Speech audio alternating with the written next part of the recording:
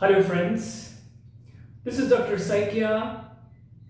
I'm an expert in international affairs. I have been teaching political science and international relations for more than 15 years.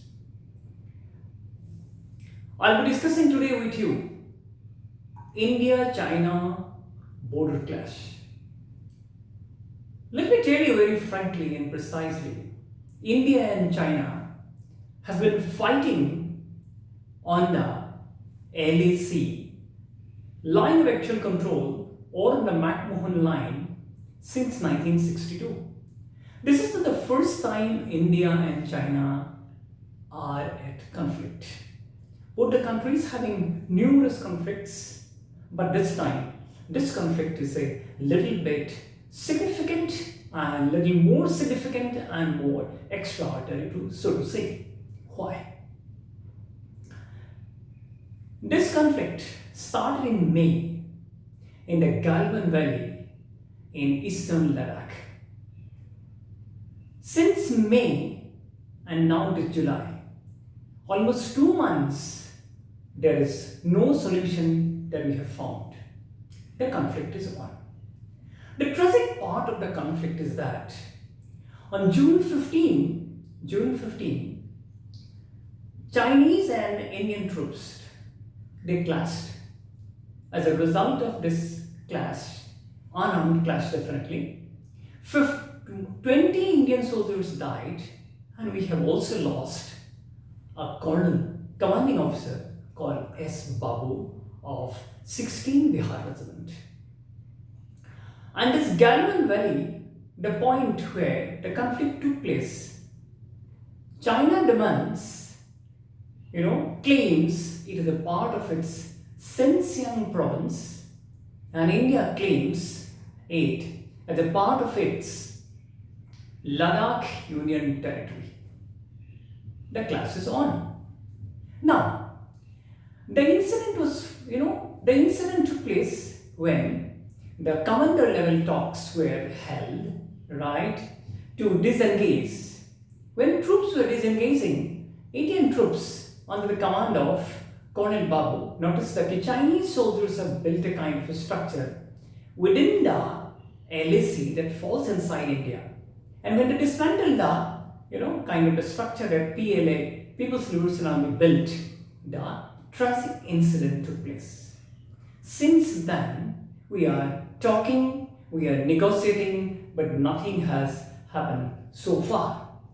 The interesting part this time is that we had already had talks between foreign ministers, army commanders on the ground and at the top level, and diplomatic level talks. All have failed. We have not been able to find a solution. Now, the moot point is that what is the way out? Number one way out could be India could recapture the territories occupied by China. That's number one. Two, a limited war could happen in this Galwan Valley area, right? So that war does not get spread out to the entire Indo-China border of near about 4,000 kilometers, right? And the third option could be India could occupy some territories on the other side of the LSC, right? As we did during the time of crisis in 2013-14 in Dapsan, so as to force Chinese, soldiers to leave our territories. So it could be a kind of a tit for tat, quid pro quo, right? And the fourth one is to keep up the economic strike or pressure so that China leaves behind our territories. These are the four options we have at the moment. But if we look at the first one, recapture the territories, that could lead to a full-blown war, right? And second one, if we are talking about a limited kind of a war, only in Ladakh region, that might be, misunderstood by China or by anyone else as a full-blown war. There is no guarantee that the war will only be concentrated there.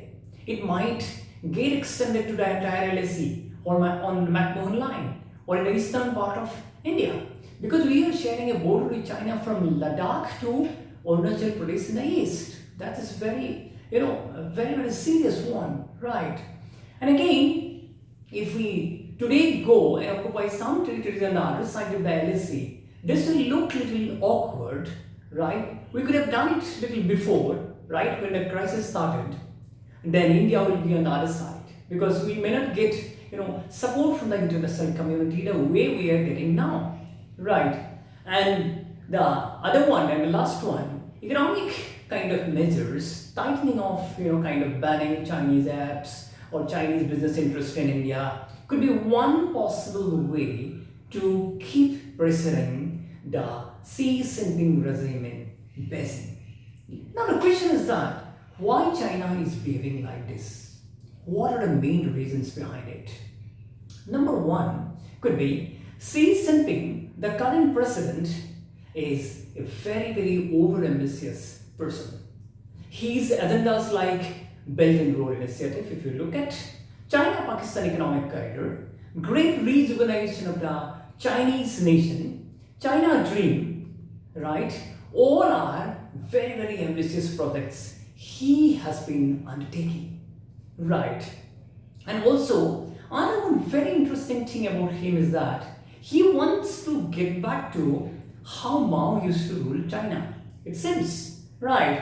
Because he had passed a kind of a, amendment of the Chinese constitution which has allowed him to stay in power forever, which was only possible for Mao, who ruled China from 1949 since the first day of its independence till his death. If Xi Jinping goes in this manner, right, so what people will be thinking is that he is, a kind of a reincarnation of, Mao Zedong, right? Another one thing is that China has a lot of problems within the country and outside its overseas territories. One is the Hong Kong crisis, other one is Taiwan, and Tibet is as it is there, right? Again in Xinjiang, it has been handling its Muslim minorities, Uyghurs, in a very insensitive manner, and already international uproar is happening, right? And again, South China Sea, SCS, is another zone of contention for China. So, with these problems inside China, maybe Xi Jinping wants to divert the attention towards its border with India. And the last one to add for Xi Jinping is the COVID-19 pandemic. The whole world almost unilaterally, whole world is blaming China because many, though there is no kind of critical evidence, but many, particularly in the West, America thinks that these COVID-19 has emerged from Wuhan province or in laboratory in Wuhan from China only. But China is not admitting.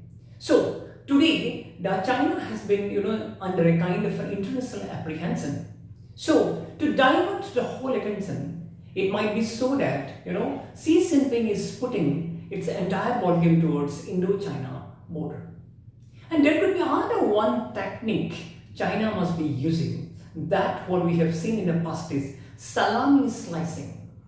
That is a kind of a technique to divide and conquer territories gradually without letting know the enemy or the other border state.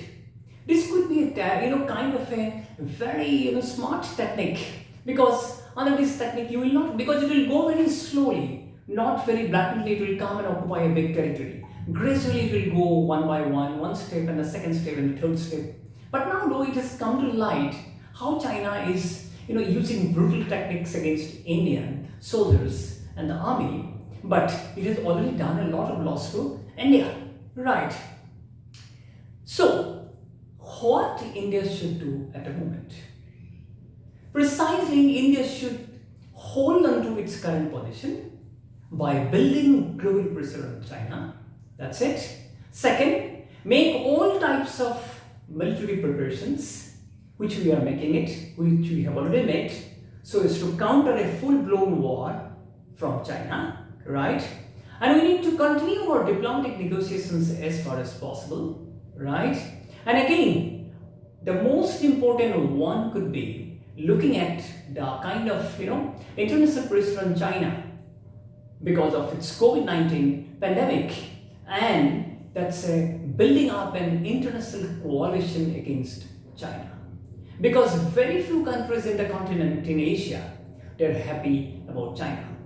Whether it is Japan, whether it is Philippines, whether it is Thailand, whether it is Vietnam, right? No one is happy about China because of its aggressive nature. Though it says it is a peaceful rise, but with these kind of techniques, how China could claim that its rise to the global scenario will be peaceful? This is a matter of great contention, great debate. We need to watch and wait how China is going to behave in the days to come. But India needs to hold on to the current position and continue its negotiations. What comes next, no one knows for now.